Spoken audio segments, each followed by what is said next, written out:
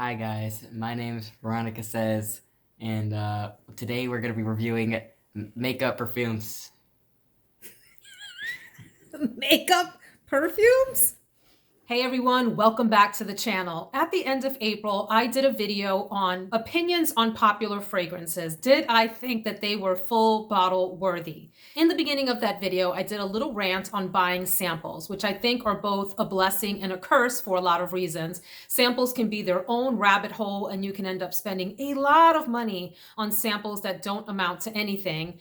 But vice versa, sometimes they do end up saving you a lot of money. So there's a bit of give and take. I've got a lot of feelings about samples, and you can look at the beginning of that video for some more opinions. I did ask if you would be interested in seeing a part 2 and got a yes. So here is volume 2 or edition 2 of that series. I have another 20 popular fragrances that I'd like for you to know about, and I want to give you my thoughts on whether I think they are full bottle worthy or not. Disclaimer, I am not saying I'm purchasing these fragrances, but I would tell you if I were in a position to just buy all the fragrances without having to worry about storage or cost or whether they would go bad over time, these are the ones that I would recommend to you. So let's get to reviewing those 20 fragrances. So the 4 categories that I'll be giving you for every fragrance are: 1, do I think that the fragrance has some mass appeal?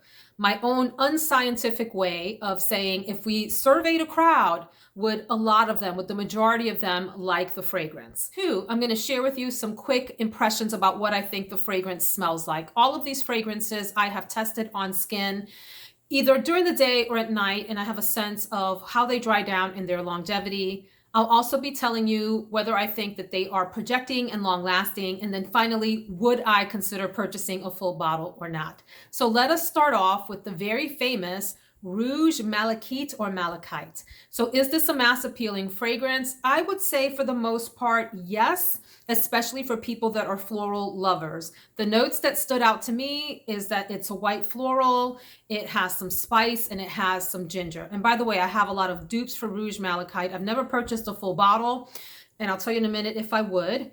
I find Rouge Malachite itself, and this is off of a sample of Rouge Malachite, not any of the dupes, to be long lasting and very projecting. So it is a fragrance that will fill up a room and take you through the majority of the day. Would I consider purchasing a full bottle? I'm going to say yes.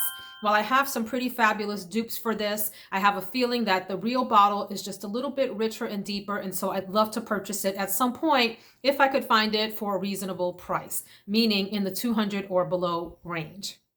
By the way, you've probably figured out that I'm looking down here at my little spreadsheet where I kept all of my notes as I sampled these fragrances.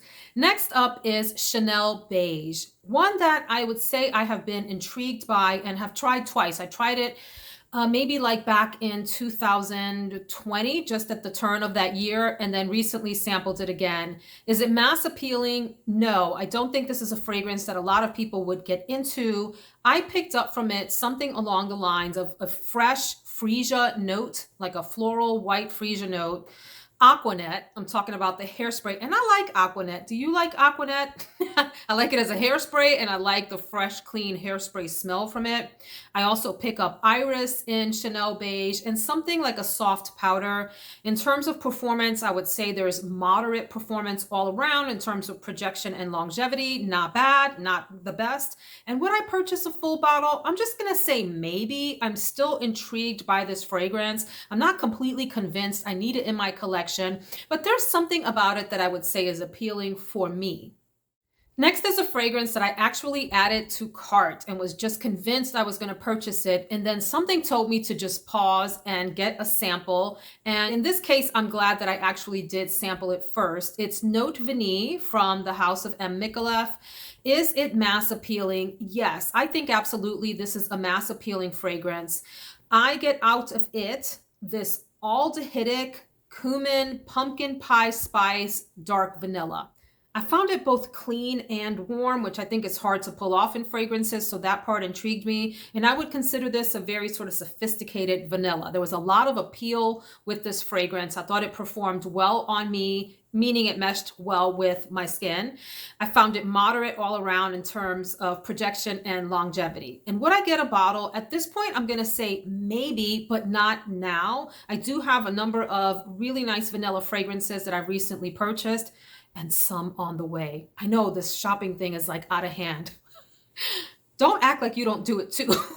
So I don't know that I need Notes Vanille right now in my collection. The main reason being, it's not that I'm opposed to having yet another vanilla. I mean, let's get real. We love what we love, and we could have 3,000 of the things, right, that we love. The issue for me is for the price point of Note Vanille, for it not to be really long lasting. And I don't mean like, it doesn't have to last to the next day, but for me, it was like in the 6-ish hour range. I think I might want a little bit more out of it if I were going to purchase it at full price. This is a fragrance that I would certainly purchase at a discount. Lovely fragrance, but I don't need it right now. Next is one that I've heard some YouTubers, actually a lot of YouTubers, go absolutely ape over. And it's Fragrance du Bois Oud Jaune Intense, or Oud Jaune Intense. Is this a mass appealing fragrance? Yes, but only if you are a floral lover and a tropical floral lover at that. For me, this was a fruity, bubblegum, tuberose, gardenia, ylang-ylang, citrus, creamy fragrance. This was like if Aloha Tiara from Comptoir Sud Pacifique met Central Park West from Bond No. 9. The white and the yellow florals mixed together quite nicely in this fragrance. However, performance for this was moderate all around. For me, this got really subtle on me quickly, meaning it didn't continue to project. It didn't continue to last for a long time. So it had this beautiful bright opening, and then it got calm really quick. So would I purchase a full bottle? Listen, yes, but not at that price point. I mean, there are other fragrances on the market that are in the same vein as Oud Jaune Intense and don't cost you $400+. Do a Google search for yourself if you don't believe me. I'm talking about the full retail price. And when we're talking about fragrances in this price range, I am hesitant to buy secondhand because it's still marked up. One, I will buy secondhand, but it's still marked up. And two, you're just not sure if what you're getting is authentic. And if I'm going to spend over a certain amount, I want authenticity guaranteed. And so I'd rather just buy it directly from the source or a reputable seller, online retailer, I mean, but at a greatly discounted price. I'm talking about half off of that at least. So I don't see that happening. And I have other fragrances that are in the Oud Jaune Intense family. By the way, Dua makes a fantastic, in my opinion, dupe called Oud Sunlight Intense, which on skin, if you stick your nose in it, is a little bit like on the harsh side, but in the air smells to me just like Oud Jaune Intense. So try that if you want to save yourself about $350. Next, we have Stilletos on Lex by Jules Emad. I love the name of this, Stilletos on Lex. I don't know who Lex is, but I think of Lexington Avenue. So in my mind, that's the association I make. A very well put together woman with her stilettos on, strutting her stuff on Lexington Avenue in New York. So automatically, the name has me very interested. Is it a mass appealing fragrance? I'm gonna go on and say yes. What this smells like to me is woody, it's airy, it's musky. It was very like a classy, sexy, and sensual, powdery kind of a smell. Very, very appealing to me. It was moderate to long lasting. My only complaint is that it stayed a little bit close to the skin, but I really, really enjoyed this fragrance. Is it full bottle worthy? Absolutely, and I would definitely pay the full price for this. It is interesting and unique enough to garner that full price. Next, we have Vaniglia by Mazzolari. You know, in the winter, we go vanilla and gourmand crazy on YouTube. And so even though it is late May when I'm filming this, it'll probably show up on YouTube in June sometime. I'm still like on that winter kick thinking about all of the vanilla fragrances that got hyped up on YouTube. So is this a mass appealing fragrance? I'm gonna say no because it's so heavy in the vanilla direction. I think the more generic vanillas have a lot of mass appeal, but you get past like this point where maybe you just have to be a gourmand lover to be into the vanilla. This to me was a very, what I would call a demure, gentle vanilla. It smelled like the wrapper of a cupcake with heavy frosting on it. Like when you take the wrapper off, you know, the little cupcake parts, the paper, and you smell that, that's what that smelled like to me. Vanilla scented makeup. I did not detect any caramel in this fragrance, although I would say that's not unusual. The caramel in a fragrance has to be pretty pronounced for me individually to be able to pick it up. Other people seem to be able to pick up vanilla more quickly than me. I had a problem with this fragrance in that it was lovely, but it quickly became a skin scent. And so for that reason, and for the fact that it was nice, but it wasn't unique or interesting in terms of vanillas, I would not be interested in purchasing a full bottle of this, but I do like it. So if you're a vanilla lover and you don't have 3,486 vanilla fragrances already, and you're looking for a dependable, really nice one, Vaniglia might be a really nice choice for you.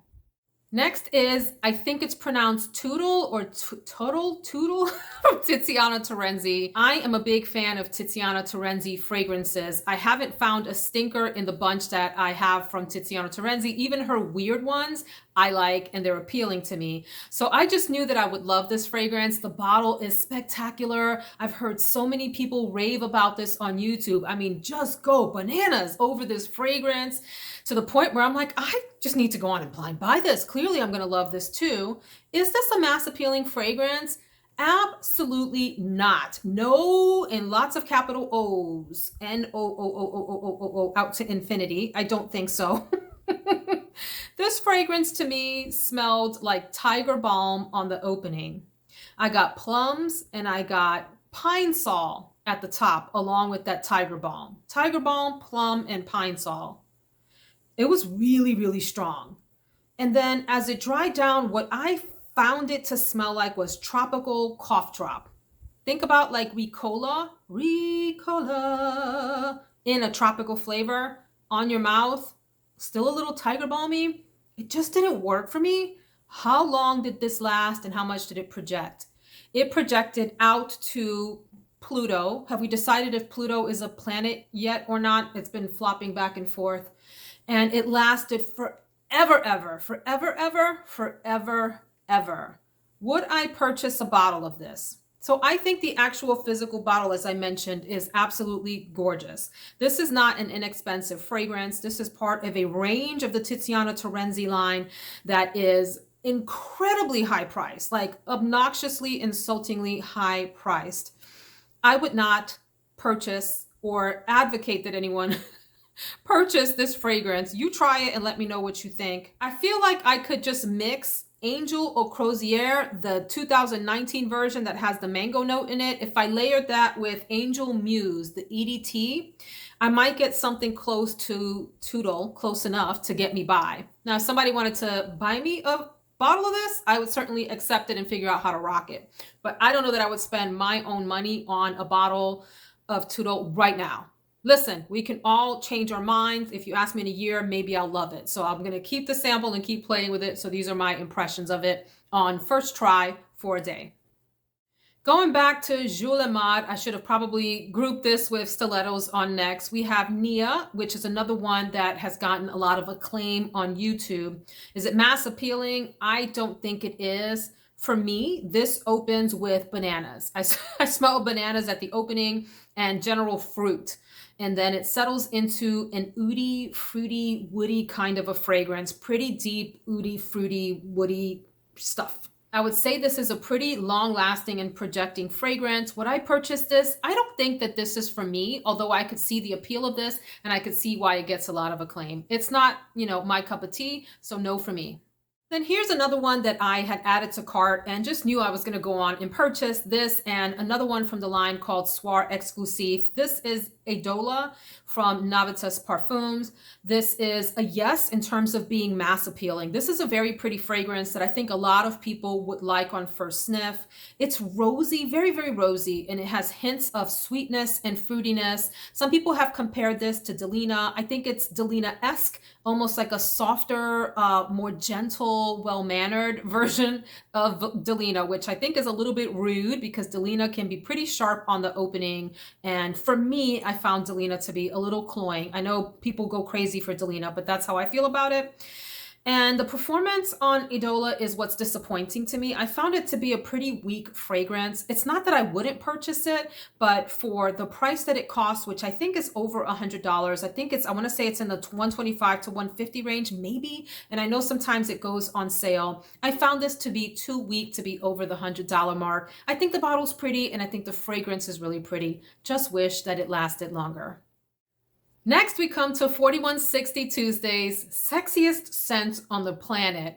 That's a pretty bold, audacious, bombastic kind of a statement, kind of a name. The sexiest fragrance on all of the planet, with the thousands and thousands of perfumes out there. Certainly that name captures attention, draws one in, and makes one want to sample and see for themselves. So is it a mass appealing fragrance? I'm gonna say yes, this is definitely a mass appealing fragrance.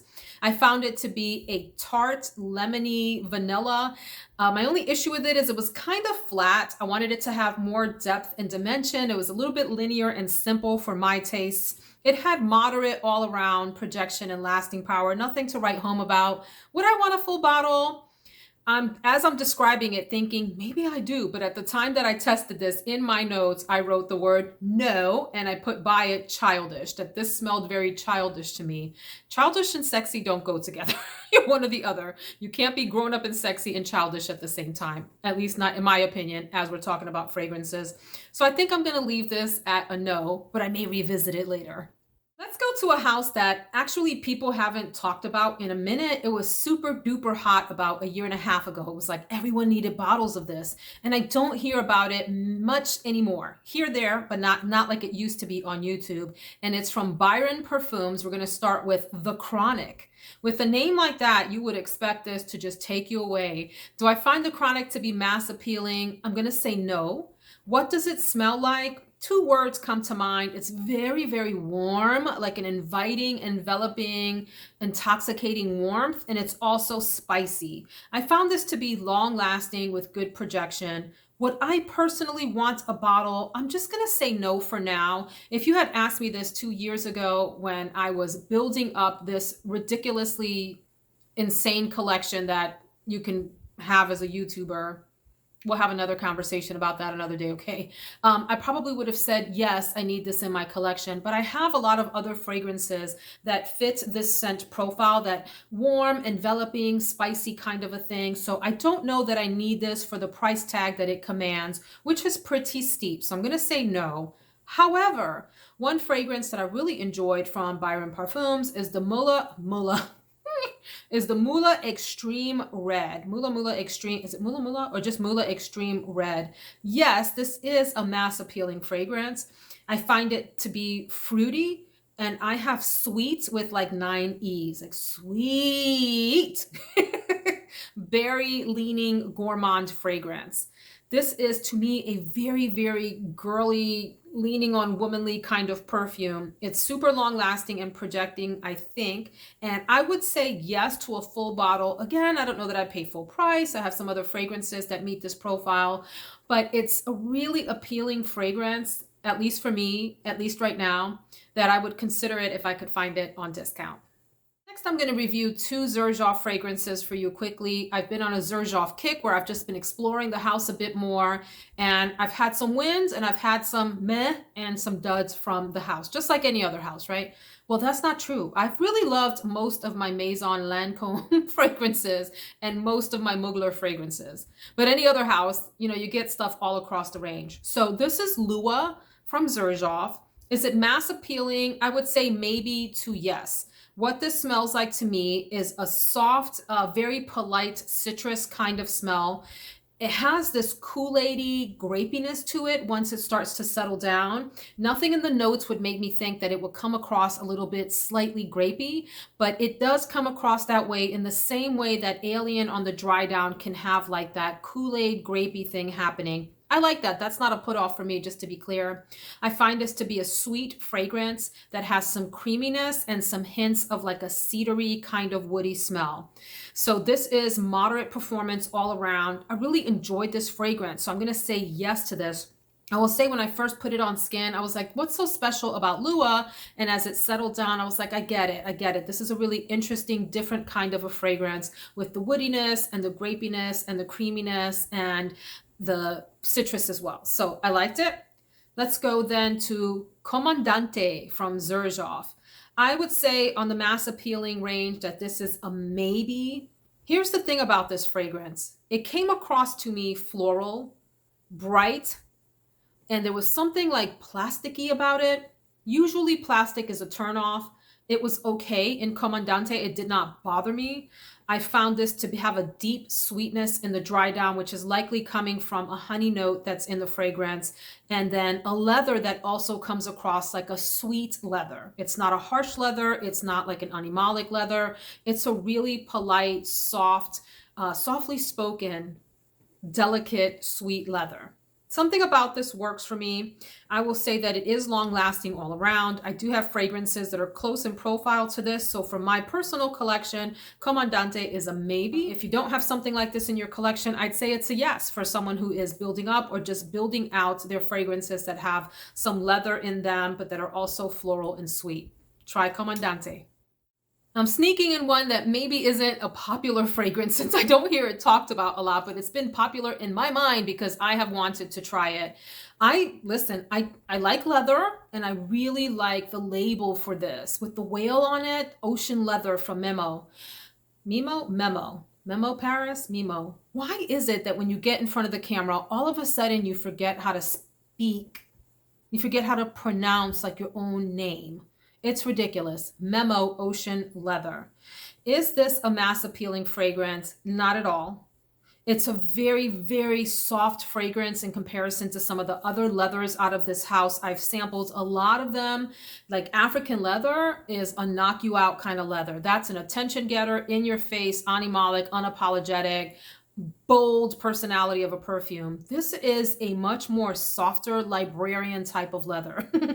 It's soft and it's a woody leather, like more leaning on the woody side than like on the animal side. And it has some hints of spices and herbs. There's a real herbal quality, I think, to ocean leather, but again, in very sort of soft, light, airy wafts of smell. There's nothing strong or overpowering about this fragrance. It's moderate all around. For me, is it full bottle worthy? I'm going to say yes because it's particular to my tastes. I would not say that this is full bottle worthy for the general public. I think most people would probably be super disappointed in this fragrance if they're used to the really loud projecting fragrances from Memo, but I liked it. Let's go next to Le Labo. I have sampled Santal 33. I have some fabulous dupes for that. I'm really interested in Lys 40 something from Le Labo. I really want to try that. I ended up getting a sample of another 13 because that is one that is really hyped up on YouTube. For some reason, it's making the rounds again. I don't know what happens with all of us reviewers. We watch each other and I'm like, oh yeah, that smells really great. I think I want to try that. And you can imagine that happening with 10 reviewers watching one person. And then those 10 reviewers, let's say 5 of them go explore that fragrance. And then people watch those 5s. And all of a sudden there's the multiplier effect in action. And next thing you know, a fragrance is making the rounds on YouTube again. So that's kind of what happens. It's just like it's human nature. So another 13, I don't know if this is mass appealing because I'm not sure if I'm anosmic to it. This is one of those, it comes across like one of those molecular fragrances that you either pick up or you don't.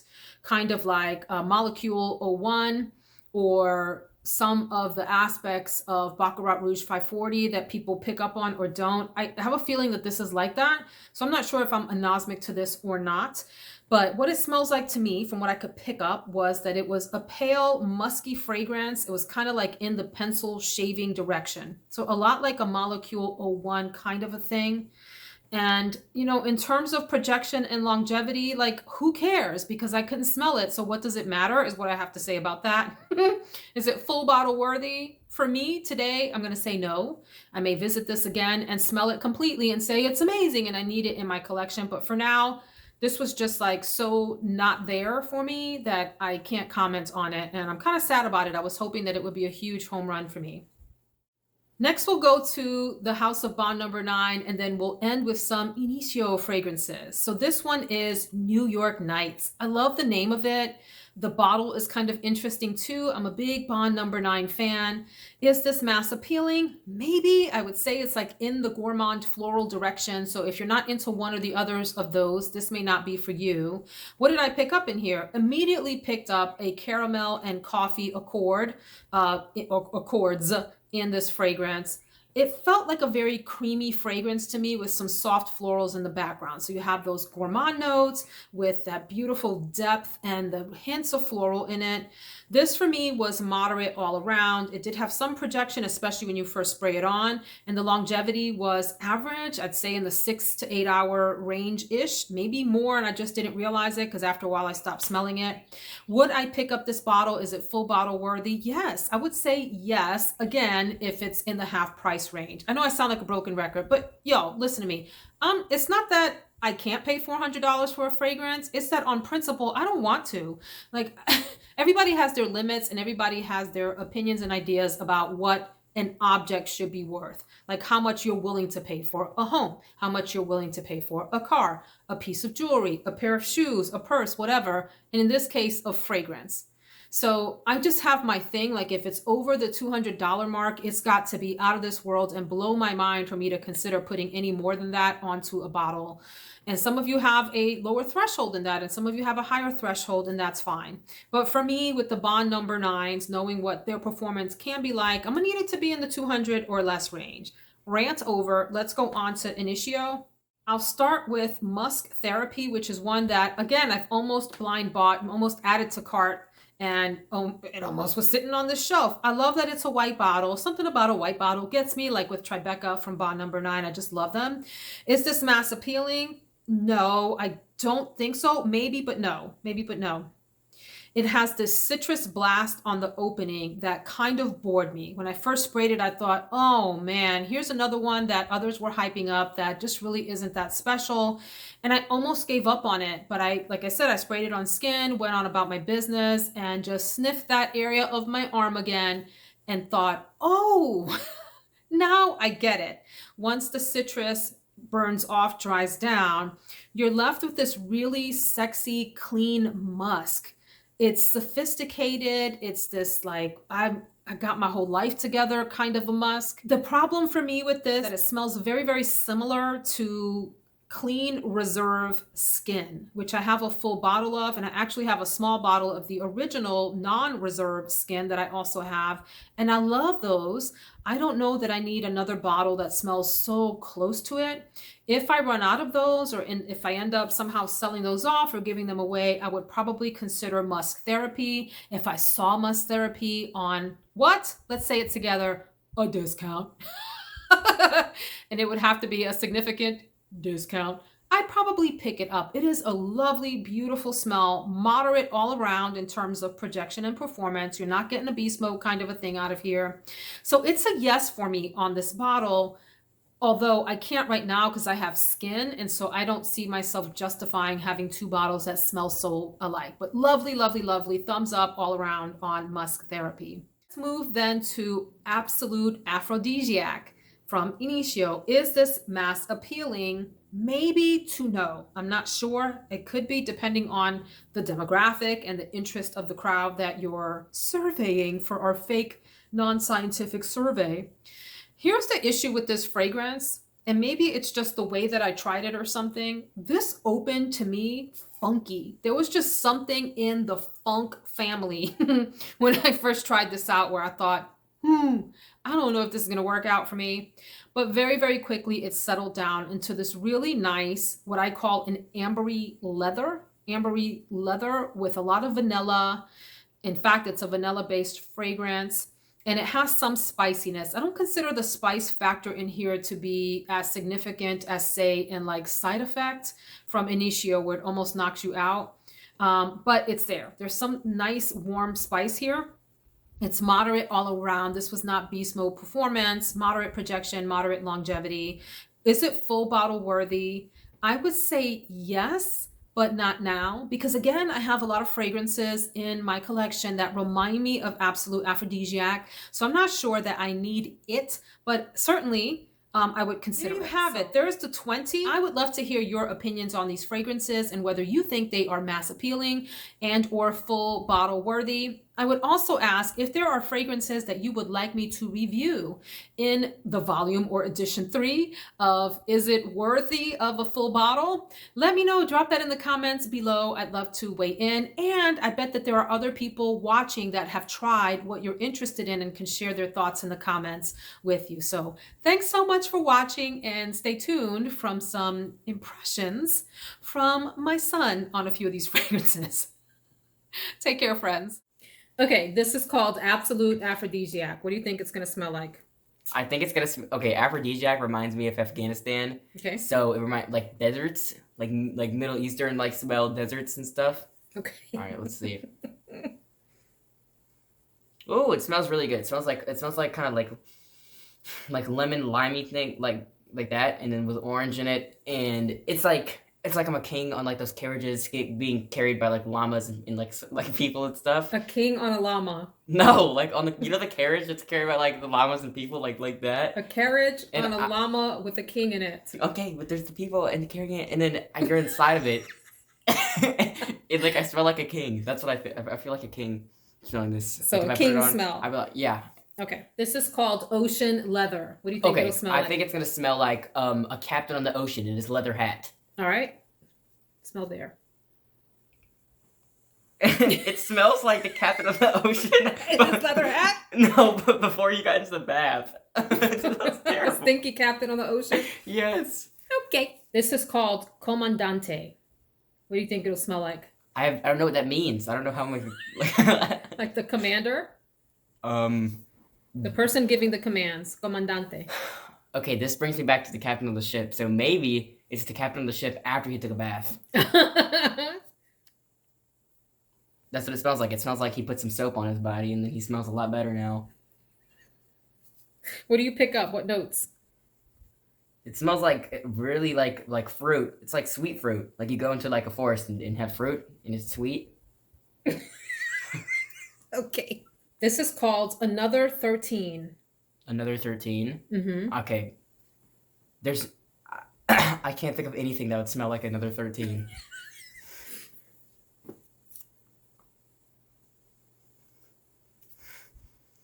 Whoever made it was, must have been 13 because they didn't make it strong enough for me to smell. Do you smell anything? No. Me either. It's very, very faint. It smells like anything. Like, who made this? It's barely there, right? I can't smell it. Do you smell anything at all? Any notes? I smell the paper more than I smell the actual perfume. Smell the paper. Okay, that was a fail. Okay, this one is called Lua. Who is naming these? I don't know. Okay, just give me. Is there any definition like the El Commando one or like? I don't know a definition for Lua. Oh, it sounds like Luca from that Disney movie. Name? All right, let's see. What does Lua smell like? Lua does not smell good. You know, I take that back.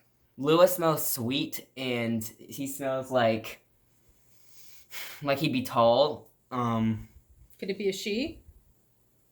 Could be a she. But if it's she smells like she's super short. So a short person. Yeah, it smells like they just walked out of like a flower forest or something like that. It smells really like a flower. Okay. Like if I went into a flower and was like, you know what I'm saying? Yeah, I know what you're saying. Okay, this one is called New York Nights. Oh, because I've been in New York in the nighttime, so I think that it's gonna smell like hot dogs and weed. Ew, that's right. It smells like weed in New York at night. Yeah. It's gonna smell like really powerful perfume because sometimes I smell that too. Okay. All right. Has this person ever been to a city ever? This doesn't smell anything like New York in the nighttime. It smells like, how can I put my finger on it? The candy shop. When you go by the candy shop, it smells like that.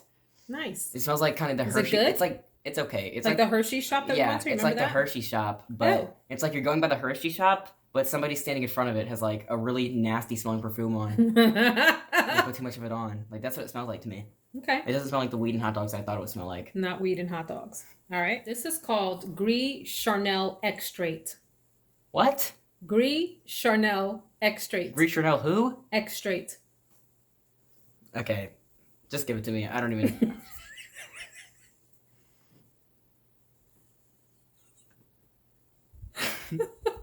So it's like it like smells green. It's this is disgusting. It's called Gris, Gris, but you don't pronounce the S. Gris Charnel. It smells green to you? You know, it smells like wet dog. Wet dog. That's all you get? Wet puppy? It literally smells like a wet dog. It's terrible. So you wouldn't like it if I wore this? No, you would like you know those fly attractors, like the blue light that they all fly to. Mm-hmm. Like it would be like the opposite of that. That's what I would be doing to you. This would repulse you from me? Yeah, you would be like a Bryson repulsor. Okay. Anything else you want to say to the people? Honestly, don't wear any of these. You should wear what's it called? That one. What's over that there. one? Just pick and choose. Thank you so much, Bryson, for joining us today for the video. I've enlightened your video. Give me 5. Up high, down low, too slow. You actually did.